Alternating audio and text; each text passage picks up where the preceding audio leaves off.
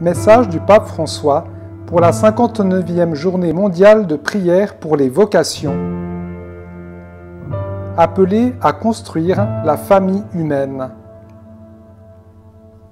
Chers frères et sœurs, alors que les vents glacés de la guerre et de l'oppression soufflent encore en ces temps et que nous assistons souvent à des phénomènes de polarisation, nous avons en Église initié un processus synodal.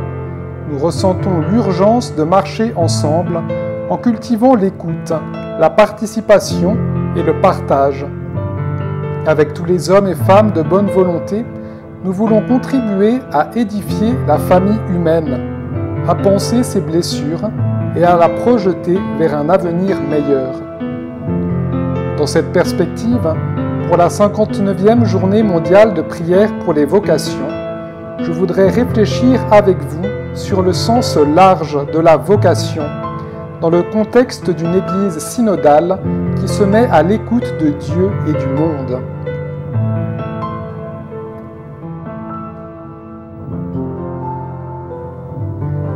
La synodalité, le fait de marcher ensemble, est une vocation fondamentale pour l'Église, et c'est seulement dans cet horizon qu'il est possible de découvrir et de valoriser les différentes vocations, charismes et ministères. En même temps, nous savons que l'Église existe pour évangéliser, en sortant d'elle-même et en semant les graines de l'Évangile dans l'histoire. Une telle mission est donc possible précisément en mettant en synergie tous les domaines de la vie pastorale et, avant cela, en impliquant tous les disciples du Seigneur. En effet, en vertu du baptême reçu, chaque membre du peuple de Dieu est devenu disciple missionnaire. Chaque baptisé, quelle que soit sa fonction dans l'Église et le niveau d'instruction de sa foi, est un sujet actif de l'évangélisation. Nous devons nous méfier de la mentalité qui sépare prêtres et laïcs, considérant les premiers comme des protagonistes et les seconds comme des exécutants, et mener à bien la mission chrétienne en tant qu'unique peuple de Dieu, laïcs et pasteurs ensemble. Toute l'Église est une communauté évangélisatrice.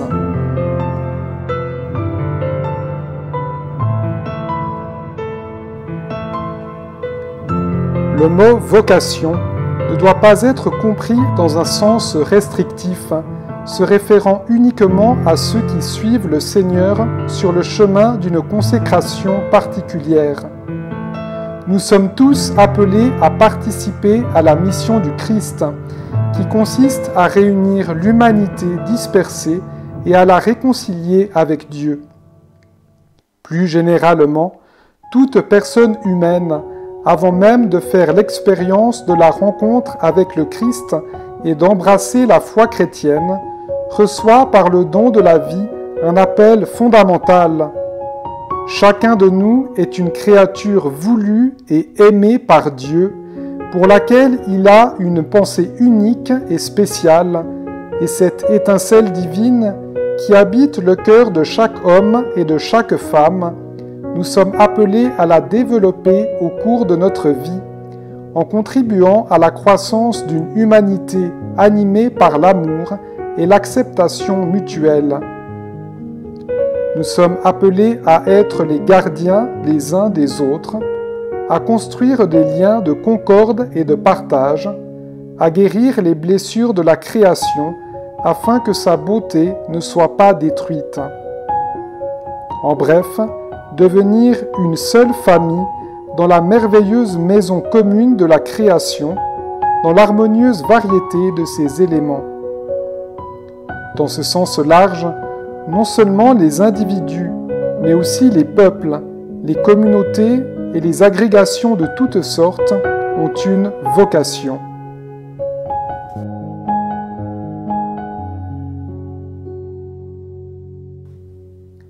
C'est dans cette grande vocation commune que s'insère l'appel plus particulier que Dieu nous adresse en rejoignant notre existence avec son amour et en la dirigeant vers son but ultime, vers une plénitude qui dépasse même le seuil de la mort. C'est ainsi que Dieu a voulu regarder et regarde notre vie. On attribue ces mots à Michel-Ange Buonarroti. Chaque bloc de pierre renferme une statue et c'est au sculpteur de la découvrir. Si tel est le regard de l'artiste, c'est bien encore plus de cette manière que Dieu nous regarde. Dans cette fille de Nazareth, il a vu la mère de Dieu. Dans le pécheur Simon, fils de Jonas, il a vu Pierre, la pierre sur laquelle il a construit son église. Dans le publicain Lévi, il a vu l'apôtre et évangéliste Matthieu. Dans Saul, le dur persécuteur des chrétiens, il a vu Paul, l'apôtre des gentils. Son regard d'amour nous atteint toujours, nous touche, nous libère et nous transforme, faisant de nous des personnes nouvelles. Voilà la dynamique de toute vocation. Nous sommes rejoints par le regard de Dieu qui nous appelle. La vocation, comme la sainteté, n'est pas une expérience extraordinaire réservée à quelques-uns. De même qu'il y a les saints de la porte d'à côté, de même la vocation est pour tous, parce que tous sont regardés et appelés par Dieu. Un proverbe de l'Extrême-Orient dit « L'homme sage regarde l'œuf et voit l'aigle.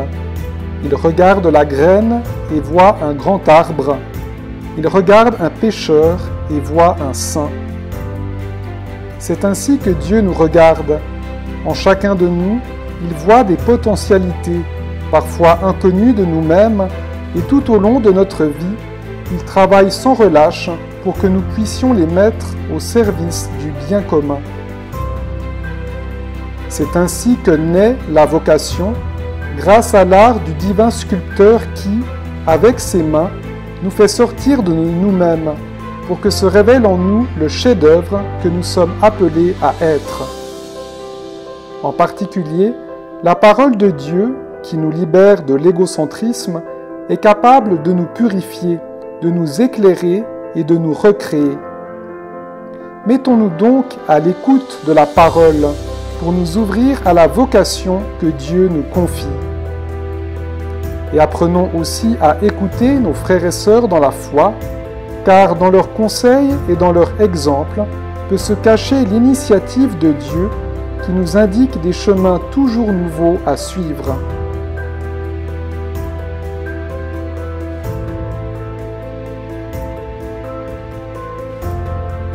Le regard aimant et créatif de Dieu nous a rejoints de manière singulière en Jésus. En parlant du jeune homme riche, l'évangéliste Marc note « Jésus le regarda et l'aima ». Ce regard d'amour de Jésus se pose sur chacun d'entre nous. Frères et sœurs, laissons-nous toucher par ce regard et laissons-nous porter par lui au-delà de nous-mêmes. Et apprenons aussi à nous regarder les uns les autres pour que les personnes avec lesquelles nous vivons et que nous rencontrons, quelles qu'elles soient, puissent se sentir accueillies et découvrir qu'il existe quelqu'un qui les regarde avec amour et les invite à développer tout leur potentiel. Notre vie change lorsque nous accueillons son regard. Tout devient un dialogue vocationnel entre nous et le Seigneur, mais aussi entre nous et les autres. Un dialogue qui, lorsqu'il est vécu en profondeur, nous fait devenir toujours plus ce que nous sommes, dans la vocation au sacerdoce ordonné pour être des instruments de la grâce et de la miséricorde du Christ, dans la vocation à la vie consacrée pour être louange de Dieu et prophète d'une humanité nouvelle, dans la vocation au mariage pour être don réciproque, générateur et éducateur de vie.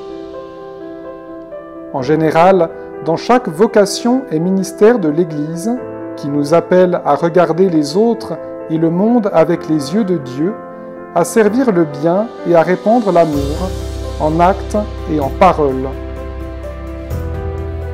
À ce propos, je voudrais ici mentionner l'expérience du docteur José Gregorio Hernández Cisneros. Alors qu'il travaillait comme médecin à Caracas, au Venezuela, il a voulu devenir tertiaire franciscain. Plus tard, il a pensé à devenir moine et prêtre, mais sa santé ne le lui a pas permis. Il s'est rendu compte que sa vocation était la profession médicale dans laquelle il se dépensait surtout pour les pauvres. Il s'est consacré sans réserve aux malades touchés par l'épidémie de grippe espagnole qui balayait le monde à l'époque. Il a été renversé par une voiture alors qu'il sortait d'une pharmacie où il avait acheté des médicaments pour un patient âgé. Témoin exemplaire de ce que signifie accepter l'appel du Seigneur et y adhérer pleinement, il a été béatifié il y a 1 an.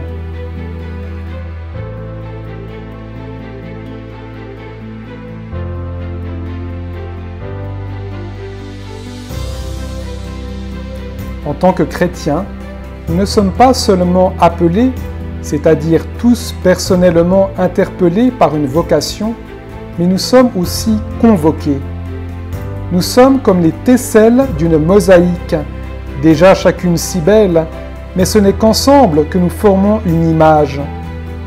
Nous brillons, chacun et chacune, comme une étoile dans le cœur de Dieu et au firmament de l'univers, mais nous sommes appelés à former des constellations qui orientent et illuminent le chemin de l'humanité à partir du contexte dans lequel nous vivons. C'est le mystère de l'Église, dans la convivialité des différences et les signes et instruments de ce à quoi l'humanité entière est appelée.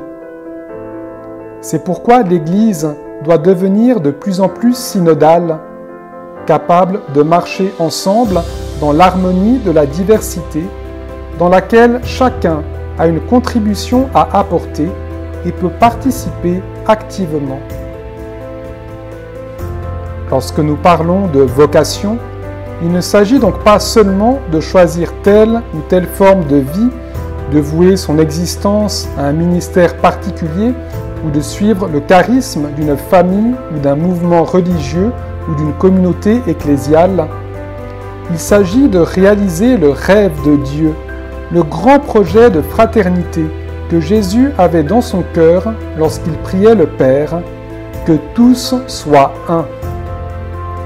Toute vocation dans l'Église, et plus largement dans la société, contribue à un objectif commun, faire résonner parmi les hommes et les femmes cette harmonie des dons nombreux et divers que seul l'Esprit Saint peut susciter. Prêtres, consacrés et fidèles laïcs, marchons et travaillons ensemble pour témoigner qu'une grande famille humaine unie dans l'amour n'est pas une utopie, mais le projet pour lequel Dieu nous a créés.